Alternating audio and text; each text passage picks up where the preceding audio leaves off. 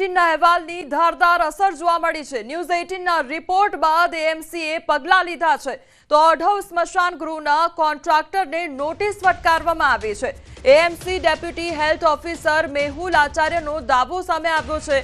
લાકડા ભીના હોવાથી ઘટના સર્જાઈ તેવું એએમસી દ્વારા કહેવામાં આવ્યું છે તો કોન્ટ્રાક્ટરને બ્લેકલિસ્ટ કરવામાં આવશે તેવું પણ એએમસી દ્વારા નિવેદન આપવામાં આવ્યું છે તો કોન્ટ્રાક્ટર સામે મોટી પેનલ્ટી પણ લેવામાં આવશે।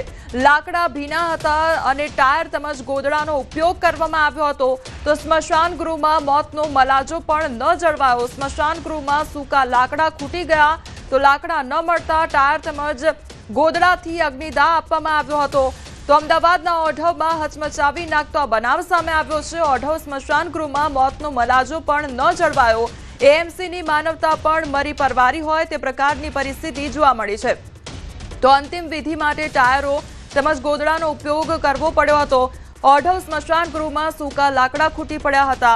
લાકડા ન મળતા ટાયરોથી અગ્નિદાહ આપવો પડ્યો હતો અને સ્વજનોની મજબૂરી મૃતદેહને અગ્નિદાહ માટે ટાયર તેમજ ગોદડાનો ઉપયોગ કરવો પડ્યો તો ઓઢવ સ્મશાન ગૃહમાં મૃતકની અંતિમ વિધિ માટે આવેલા સ્વજન હિતેશ માળીએ એએમસી પર રોષ ઠાલવ્યો છે। ટાયર તેમજ ગોદડાથી અગ્નિદાહ આપતા 4 કલાક જેટલો સમય અંતિમ વિધિ માટે થયો। લાકડા ન મળતા આખરે ટાયર અને ગોદડું નાખી અંતિમ વિધિ કરવામાં આવી હતી। સંવાદદાતા પ્રણવ અમારી સાથે જોડાઈ ગયા છે। પ્રણવ, આ ઓઢવ ખાતે જે અગ્નિ સંસ્કાર કરવામાં આવ્યું હતું તેમાં ટાયર અને ગોદડાનો ઉપયોગ કરવામાં આવ્યો હતો, શું હતી આખી ઘટના?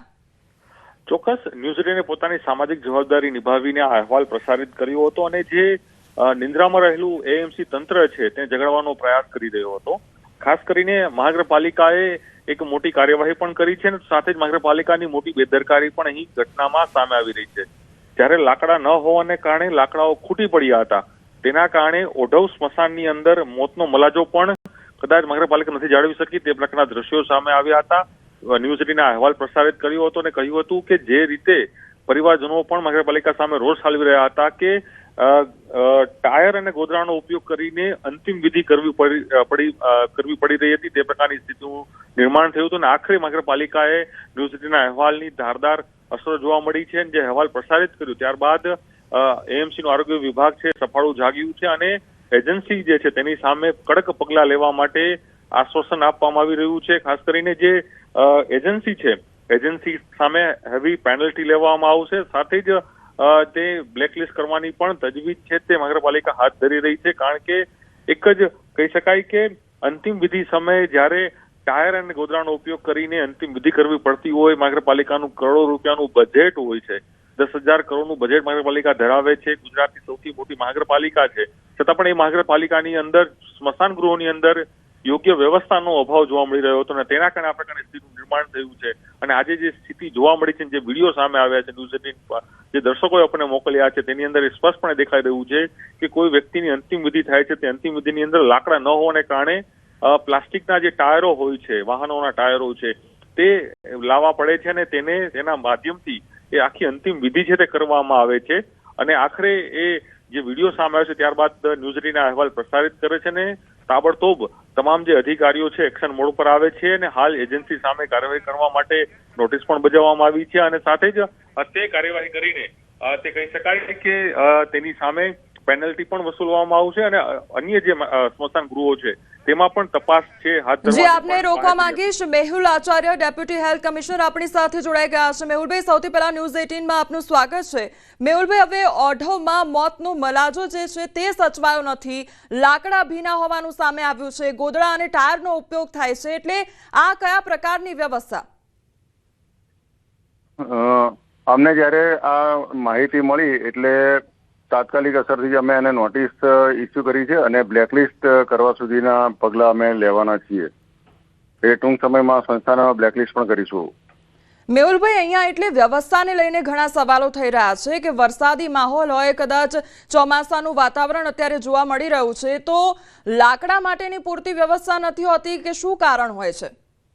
લાકડા માટેની વ્યવસ્થા આપણી પાસે પૂરતી છે, આપણી પાસે ગોડાઉન પણ છે, ગોડાઉનમાં લાકડા પણ હોય છે। ગઈકાલે બપોરે લાકડાની એક ગાડી આવેલી હતી અને એ ગાડી એ લોકોએ ખાલી કરીને લાકડાના ગોડાઉનમાં મૂકેલી હતી અને એ લાકડા જે આવ્યા હતા તે લીલા લાકડા હતા તેવું જાણવા મળેલું છે. જી મેહુલભાઈ, અને એટલે જે- લીલા લાકડા હોય અથવા તો લાકડા ભીના હોય અને અંતિમ વિધિ જ્યારે કરવામાં આવતી હોય છે ત્યારે તેનો ઉપયોગ કરવાનો હોય છે, તો શું બીજો અન્ય કોઈ વિકલ્પ નહોતો? આપણી પાસે કોઈ એવી વ્યવસ્થા નહોતી? મેહુલભાઈ આપણી પાસે હા જી, અવાજ આવી રહ્યો છે આપને? યસ જી, એટલે મારો સવાલ એ છે કે જો ભીના લાકડા હતા, લીલા લાકડા આવ્યા હતા અને ખબર જ છે કે અંતિમ વિધિ કરવામાં આવશે કારણ કે સ્મશાન ગૃહ છે, એટલે આ પ્રકારની જે અંતિમ ક્રિયા છે ત્યાં આગળ થતી હોય, તો શું આપણી પાસે વ્યવસ્થાનો અભાવ હતો? આપણી પાસે વ્યવસ્થા છે કોમલબેન, એ બાબતની અમે તપાસ કરી રહ્યા છીએ અને સંસ્થાને નોટિસ આપી છે અને નોટિસ આપ્યા બાદ એને અમે કમિશનર સાહેબ પાસે નોટ પણ પુટઅપ કરીશું એને બ્લેકલિસ્ટ કરવા માટે. જી મેહુલભાઈ, અહીંયા લોકોની ભાવનાઓ સાથેની વાત છે કારણ કે એ પોતાના સ્વજનને અંતિમ વખત જોતા હોય છે, અંતિમ વિદાય આપતા હોય છે, અને જો આવી ઘટનામાં પણ મોતનો મલાજો સચવાય નહીં તો પછી એ કેટલી મોટી ખોટ કહેવાય. આપની વાત એકદમ સાચી છે, એટલે જ મેં કહ્યું ને કે અમે આ વિષયમાં તપાસ કરીને અને સંસ્થાને બ્લેકલિસ્ટ કરવા સુધીના અમે પગલાં લેવાના છીએ. જી મેહુલભાઈ, આપ અમારી સાથે જોડાયા તે બદલ આપનો આભાર. તો ન્યૂઝ 18 દ્વારા જે રિપોર્ટ છે તે પ્રસારિત કરવામાં આવ્યો હતો, આખો અહેવાલ પ્રસારિત કરવામાં આવ્યો હતો અને ત્યારબાદ અત્યારે જે ડેપ્યુટી હેલ્થ કમિશનર છે તેમની સાથે પણ વાતચીત થઈ. તેમના દ્વારા કહેવામાં આવ્યું છે કે તમામ જે કાર્યવાહી છે તે કરવામાં આવી રહી છે, બ્લેક લિસ્ટ પણ કરવામાં આવશે. સંવાદદાતા પ્રણવ અમારી સાથે જોડાયેલા છે. પ્રણવ, પરિવારજનોનો પણ રોષ સામે આવ્યો છે, તેમના દ્વારા કયા પ્રકારના નિવેદનો આપવામાં આવ્યા હતા, એએમસી તરફથી કયા પ્રકારના નિવેદનો સામે આવ્યા હતા, તેને લઈને કયા પ્રકારનું અપડેટ મળી રહ્યું છે? ચોક્કસ, ન્યૂઝ 18 પોતાની સામાજિક જવાબદારી નિભાવીને અહેવાલ પ્રસારિત કર્યો હતો અને મેં પહેલા જ કહ્યું કે જે મહાનગરપાલિકા ગુજરાતની નંબર 1 મહાનગરપાલિકા છે, કદાચ દેશના ટોપ 10 શહેરોની અંદર અમદાવાદ શહેરનો સમાવેશ થાય છે, જ્યારે વિકાસની વાતો થઈ રહી હતી, બીજી તરફ જે સ્મશાન છે એ સ્મશાનની અંદર પણ જો યોગ્ય વ્યવસ્થા ન હોય તો કેવી દયનીય સ્થિતિ જે લોકો જઈ રહ્યા છે તે પરિવારજનોની હશે, તે આ સ્પષ્ટપણે અહીં આ વિડીયોમાં દેખાઈ રહ્યું છે. પરિવારજનો સાથે જયારે વાતચીત થઈ, પરિવારજનોએ પણ જે આક્ષેપ કર્યો હતો કે લાકડા ન બળી શક્યા તેના કારણે પાસેના ગોડાઉનોમાંથી જે વાહનના માધ્યમથી ટાયરો લાવવા પડ્યા હતા ને 1 2 નહીં પરંતુ 6 થી 7 જેટલા ટાયરો લાવવામાં આવ્યા હતા. તેની અંદર ઘી નાખવામાં આવ્યું હતું, તલનું પણ પ્રમાણ છે તે વધારે દેવામાં આવ્યું હતું અને સાથે જ જે ગોદડા હોય છે તે ગોદડા પણ ત્યાં છે તે મૂકવામાં આવ્યા હતા. ત્યારબાદ આ જે પરિવારજન છે, જે માળી પરિવારમાંથી જે વ્યક્તિનું અહીં જે મૃત્યુ થયું હતું તેની અંતિમ વિધિ હતી, એ સમયે જે અંતિમ વિધિમાં માત્ર 1 કલાકથી 2 કલાક થતો હતો તેમાં 5 થી 7 કલાક જેટલો સમય એ સ્મશાનમાં તેઓ લોકોને રહેવું પડ્યું હતું અને એ વેદના એ પરિવારજનોની કેવી હશે એ આપણે કલ્પના પણ આપણે ના કરી શકીએ. અને છતાં પણ મહાનગરપાલિકા તંત્ર જ્યારે મીડિયા અહેવાલ બતાવે છે, ન્યૂઝ 18 આ પડદો છે તે બતાવે છે કે આપની આ ભૂલ છે, ત્યારે મહાનગરપાલિકા એવો દાવો કરે છે કે અમે કાર્યવાહી કરશું. તો શું મહાનગરપાલિકાના અધિકારીઓ, સત્તાધીશો કેમ કોઈ રાઉન્ડ નથી લેતા, કેમ કોઈ તપાસ નથી કરતા, કેમ કોઈ ચેકિંગ નથી કરતા, એ સૌથી મોટો સવાલ થઈ રહ્યો છે. શું માત્ર નોટિસ આપીને ગોડાઉનના જે સંચાલક છે તેને નોટિસ આપીને પેનલ્ટી લઈને તેને બ્લેકલિસ્ટ કરીને સંતોષ માનવામાં આવશે? આ સૌથી મોટો સવાલ છે. ફરી એ જ એજન્સી બીજા અન્ય નામ સાથે ત્યાં ટેન્ડર ભરશે ને તે ફરી કામગીરી કરશે. અગાઉ પણ સ્મશાનોને લઈને પણ અનેક ભૂલો સામે આવી હતી. જી, આપને રોકવા માંગીશ. આપણી સાથે standing committee chairman Devangbhai Dani જોડાઈ ગયા છે. દેવાંગભાઈ, સૌથી પહેલા આપનું ન્યૂઝ 18 માં સ્વાગત છે. દેવાંગભાઈ, હવે ઓઢવ સ્મશાન ગૃહમાં મોતનો મલાજો નથી સચવાયો, સૌથી પહેલા તો આ કયા પ્રકારની અવ્યવસ્થા એ જાણવા માંગીશ.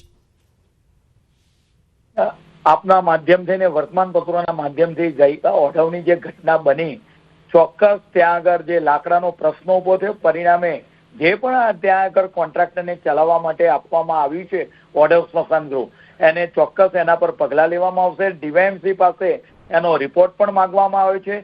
સામાન્ય રીતે એએમસી સંચાલિત સ્મશાનો સીએનજી ભઠ્ઠી, ઇલેક્ટ્રિક અને કેટલીક ઠેકાણે લાકડાનો પણ ઉપયોગ થાય છે, પરંતુ આ જગ્યાએ આ પરિસ્થિતિ થઈ, ટાયરનો ઉપયોગ કરવો પડ્યો, અન્ય વસ્તુનો ચોક્કસ બેદરકારી જણાઈ આવી છે અને આ બેદરકારી બદલ ચલાવનાર એજન્સી સામે કાર્યવાહી પણ કરવામાં આવશે. જી દેવાંગભાઈ, આપને એ પણ કહેવા માંગીશ કે અગાઉ પણ જે હેલ્થ કમિશનર છે તેમની સાથે પણ વાત કરવામાં આવી. આપે પણ એક જ વાત કહી કે જે કોન્ટ્રાક્ટર છે તેમનો કોન્ટ્રાક્ટ રદ કરવામાં આવશે, બ્લેકલિસ્ટ કરવામાં આવશે. પરંતુ અહીંયા સવાલ એ થાય છે કે શું બ્લેકલિસ્ટ કરી દેવાથી સંતોષ માની લેવામાં આવશે? શું પહેલેથી જ નિરીક્ષણ થવું જોઈએ, જે વ્યવસ્થા ગોઠવવામાં આવતી હોય છે તેનું નિરીક્ષણ થવું જોઈએ, એ પણ એટલું જ જરૂરી નથી?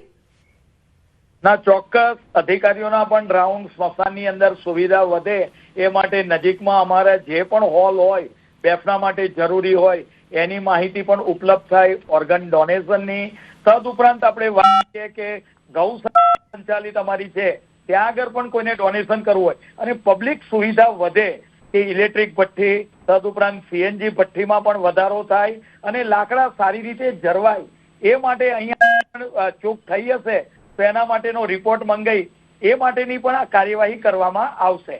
જી, અમારી સાથે રિપોર્ટર પ્રણવ પણ જોડાયેલા છે. પ્રણવ, દેવાંગભાઈ આપણી સાથે જોડાયેલા છે. ચેરમેન શ્રી, સવાલ એ થાય છે કે જ્યારે આ પ્રકારની દુઃખદ ઘટના સામે આવે છે ત્યારબાદ જ મહાનગરપાલિકા કેમ કાર્યવાહી કરે છે? કેમ અધિકારીઓ પહેલેથી આ પ્રકારનું ચેકિંગ હાથ નથી ધરતા? કારણ કે આ જે સમય આવી રહ્યો છે, વરસાદની સિઝન છે, વરસાદ દેખાયો છે, કમોસમી વરસાદને કારણે અનેક લાકડાઓ ભીના થયા છે, તો કેમ યોગ્ય વ્યવસ્થા નથી થતી કેના કારણે આ પ્રકારની ઘટનાઓ બને અને એક અંતિમ વિધિ જેવી જે ઘટના હોય છે તેમાં પણ આ પ્રકારની દુઃખદ વાત થાય અને એમાં ટાયર અને ગોદડા મૂકવા આપણે કેટલું દુઃખદ કહી શકાય? પરિવારની કેવી સ્થિતિનું નિર્માણ એ સમયે થયું હશે? જે પ્રણવભાઈ, જે ઘટના બની ગઈકાલની એ દુઃખદ ઘટના હતી. અન્ય વસ્તુનો ઉપયોગ કરવો પડ્યો, પરંતુ સ્મશાનોનું ધીમે ધીમે અપગ્રેડેશન મહાનગરપાલિકા દ્વારા કરવામાં આવે છે. નવો વિસ્તાર જે ભર્યો એના સ્મશાનોનું પણ અપગ્રેડેશન હાલમાં ચાલી રહ્યું છે. હાલમાં સિલજ ખાતેનું સ્મશાન, અન્ય વિસ્તારના સ્મશાનો એનું અપગ્રેડેશન થાય છે. ભાઈ, લાકડા પણ વ્યવસ્થિત રીતે જળવાય દરેક ઠેકાણે આ વ્યવસ્થા છે, પરંતુ એજન્સી દ્વારા આની અંદર ચૂક થઈ છે. ચોક્કસ એને આપણે વાત નોટિસ આવનાર સમયગાળા દરમિયાન ડીવાયએમસીનો રિપોર્ટ આવ્યા બાદ એને બ્લેકલિસ્ટ સુધીની પણ કાર્યવાહી જવાબદાર માની શકાય. ચેરમેન શ્રી, આમાં અધિકારી પણ જવાબદાર માની શકાય? તેની જવાબદારી છે ચેકિંગ કરાવવું. અધિકારી પણ કસૂરવાર હશે. જી, અધિકારી પણ કસૂરવાર હશે. હા, તો એમના પર પણ પગલા લેવામાં આવશે. હા જી, આભાર.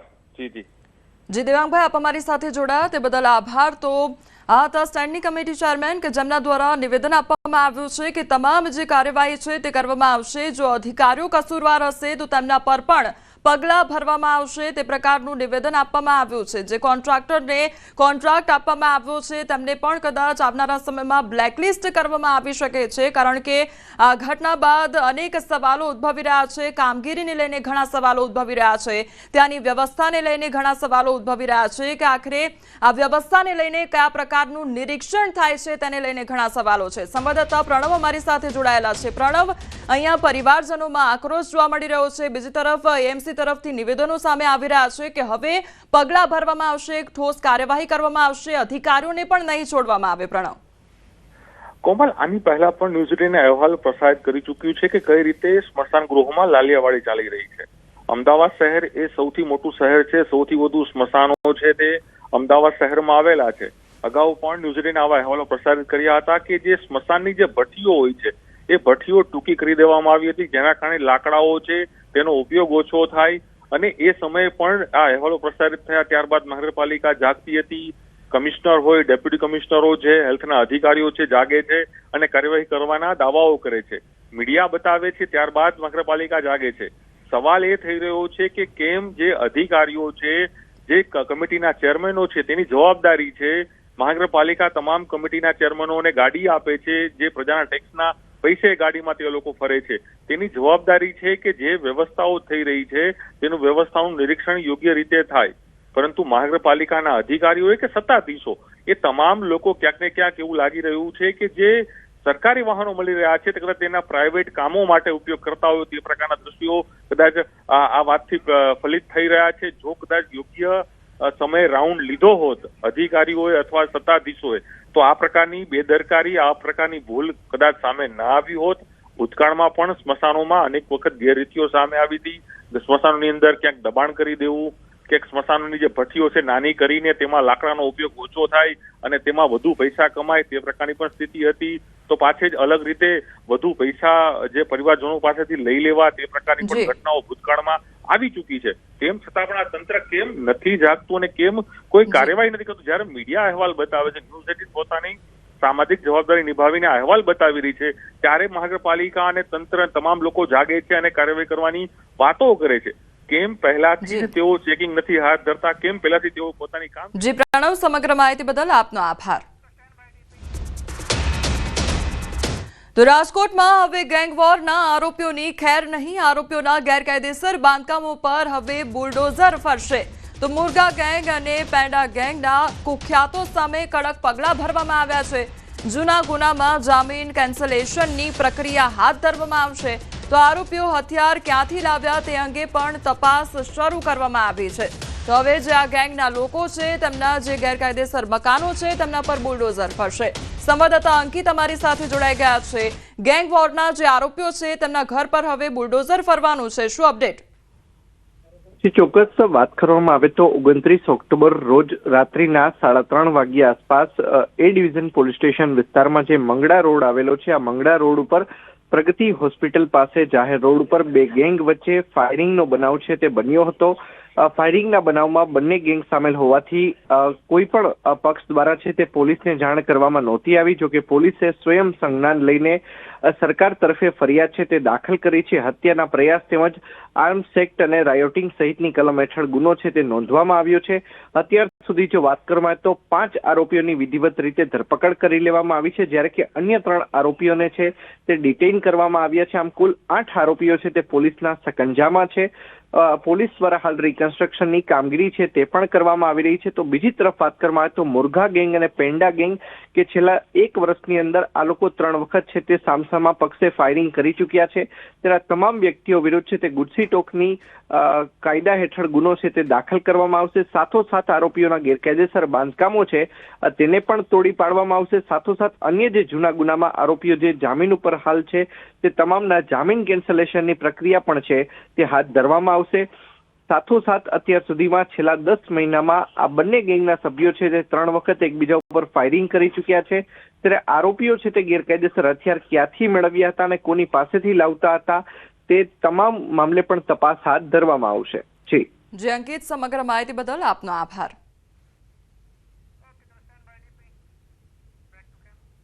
સાબરકાંઠામાં રિક્ષા ચાલકને માર મારી લૂંટ આચરવામાં આવી છે. મુસાફરો તેમજ સાગરીતોએ લૂંટ આચરી. 2 મુસાફરો રિક્ષામાં બેસાડી લઈ જઈ રહ્યો હતો ત્યારે આ ઘટના સર્જાઈ હતી. 2 મુસાફરોના 4 સાગરીત ગોરલ રોડ પર પહોંચી રિક્ષા ચાલક પર હુમલો કરવામાં આવ્યો હતો. તો રિક્ષા ચાલક પાસેથી 90,000 લૂંટી તમામ લોકો ફરાર થઈ ગયા હતા. રિક્ષા ચાલક ઇજાગ્રસ્ત થતા તેને સારવાર હેઠળ ખસેડવામાં આવ્યો છે.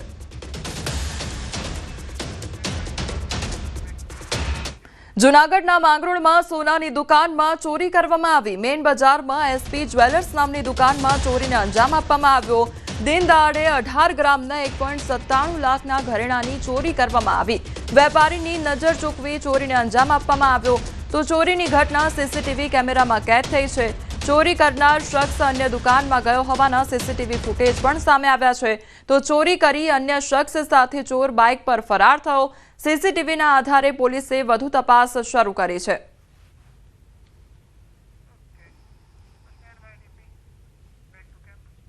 વડોદરાના કરજણ પાસે 2 અકસ્માત સર્જાયા છે. અકસ્માતમાં 2 લોકોના મોત નીપજ્યા છે, જ્યારે એક ગંભીર રીતે ઘાયલ થયો છે.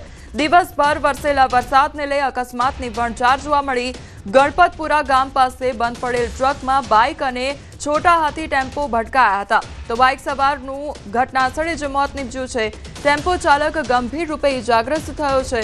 તો બીજી તરફ નેહા 48 પર નેશનલ હાઈવે 48 પર લાકોદરા પાસે અજાણ્યા વાહનની અડફેટે રાહદારીનું મોત નીપજ્યું છે.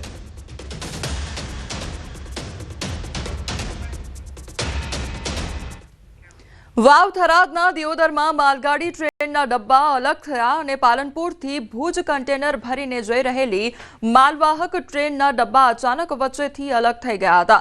તો ચાલકે સતર્કતા દાખવી ટ્રેન રોકી દીધી હતી. રેલવેના ટેકનિકલ સ્ટાફે ડબ્બાઓને ફરીથી જોડી ટ્રેન રવાના કરી હતી. તો ધનકવાડા રેલવે ફાટક નંબર 54 પાસેની આ ઘટના સામે આવી. સમગ્ર ઘટનાનો વિડીયો સોશિયલ મીડિયા પર વાયરલ થઈ રહ્યો છે. તો જે ટ્રેનના ડબ્બા હતા તે અલગ થઈ ગયા હતા અને તે પ્રકારની આ ઘટના સામે આવી હતી. તે દિયોદરની આ ઘટના કે જ્યાં માલગાડી ટ્રેનના ડબ્બા અલગ થઈ ગયા હતા, ત્યારબાદ તેને ફરી એકવાર કાર્યરત કરવામાં આવી હતી. ટેકનિકલ ખામીના કારણે આ જે ડબ્બા છે તે અલગ થઈ ગયા હતા. સાબરકાંઠાના ખેડબ્રહ્મામાં વીજ કરંટ લાગતા 5 ભેંસોના મોત નીપજ્યા હોવાનો મામલો સામે આવ્યો છે. રોધરા ગામે વીજ પોલના તારથી વરસાદ દરમિયાન વીજ કરંટ લાગતા ભેંસોના મોત નીપજ્યા. એક સાથે 5 ભેંસના મોત થતા પશુપાલક પર આભ ફાટ્યું છે. દૂધની આવક આપતી 5 ભેંસના મોતથી પરિવારમાં દુઃખનો માહોલ સર્જાઈ ગયો છે. ભેંસનું પીએમ કર્યા બાદ ખેડબ્રહ્મા જીબીમાં જાણ કરવામાં આવી.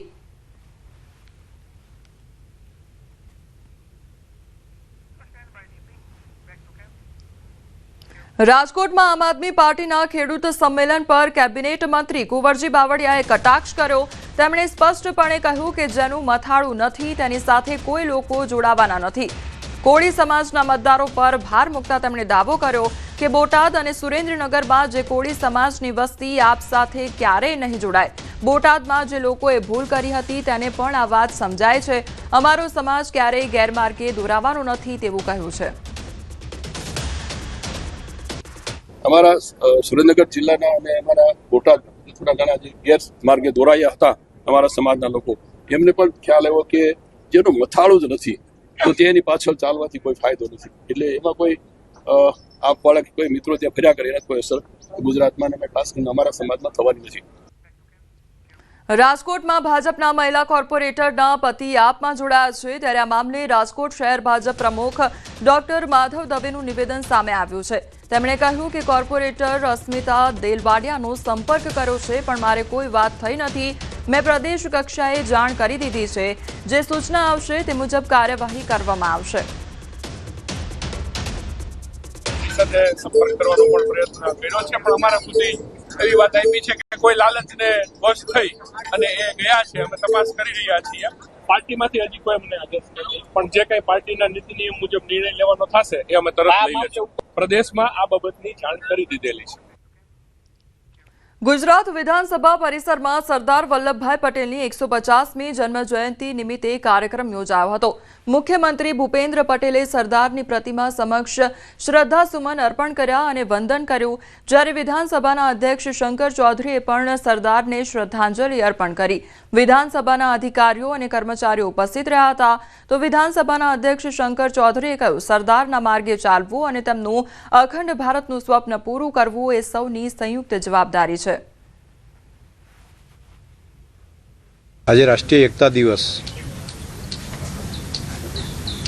ગુજરાતના સપૂત, લોખંડી પુરુષ અને અખંડ ભારતના શિલ્પ દ્રષ્ટા આદરણીય સરદાર સાહેબની આજે જન્મજયંતિ અને આપણે આપણા દેશને સશક્ત અને મજબૂત બનાવવા માટે સરદાર સાહેબનું સ્વપ્ન એ પૂર્ણ કરવું એ દરેક નાગરિકનું કર્તવ્ય છે. એકતા દિવસ નિમિત્તે યુનિટીનો સંકલ્પ દરેક નાગરિક કરે તેવી શુભકામનાઓ પણ પાઠવું. નર્મદાના એકતાનગર ખાતે રાષ્ટ્રીય એકતા દિવસ આજે ઉજવણી કરવામાં આવી. એકતા દિવસની પૂર્વ સંધ્યાએ વડાપ્રધાન નરેન્દ્ર મોદીની ઉપસ્થિતિમાં સાંસ્કૃતિક કાર્યક્રમ યોજાયો હતો. તેમાં ભારત રત્ન સરદાર વલ્લભભાઈ પટેલના પરિવારજનો સહભાગી બન્યા હતા. સરદાર પટેલના પૌત્ર ગૌતમ પટેલ અને તેમના પત્ની નંદિતાબેન પટેલ, તેમના પુત્ર અને પુત્રવધુ કેદાર અને રીનાબેન સહભાગી થયા હતા.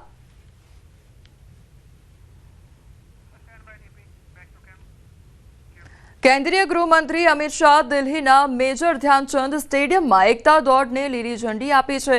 તો લોખંડી પુરુષ સરદાર પટેલની 150મી જન્મજયંતિની ભવ્ય ઉજવણી કરવામાં આવી અને આઝાદીના આંદોલનમાં સરદાર પટેલની મહત્વપૂર્ણ ભૂમિકા રહી હોવાનું અમિત શાહે જણાવ્યું હતું. તો સરદાર પટેલની જન્મજયંતિ નિમિત્તે દેશભરના અનેક સ્થળોએ એકતા દોડ યોજાઈ રહી છે.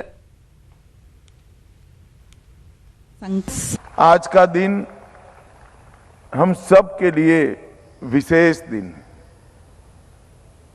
हर 31 अक्टूबर को 2014 से लेकर आज 2025 तक हम एकता दौड़ सरदार पटेल साहब के सम्मान में आयोजित करते हैं. परंतु आज सरदार साहब का 150वां जयंती है और इस विषय पर इसको मद्देनजर रखते हुए माननीय प्रधानमंत्री जी ने तय किया है कि इसको एक विशेष आयोजन के रूप में देश भर में मनाया जाएगा।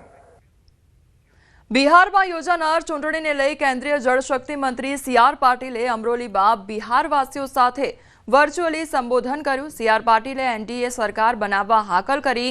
તેમણે સંબોધન કરતા જણાવ્યું કે અમરોલીમાં રહેતા તમામ બિહારવાસીઓ બિહાર પોતાના સંબંધીઓને ફોન કરે અને બિહારમાં એનડીએની સરકાર બનાવે તો બિહારનો સાચો વિકાસ ભાજપ સાથે છે. તો પૂર્વ મંત્રી મુકેશ પટેલે જણાવ્યું કે સુરતમાં તમામ રાજ્યોના લોકો વસવાટ કરે છે, અહીં બિહારના લોકો પણ રહે છે, ત્યારે બિહારમાં એનડીએ સરકાર બને તેવા પ્રયત્નો કરીએ.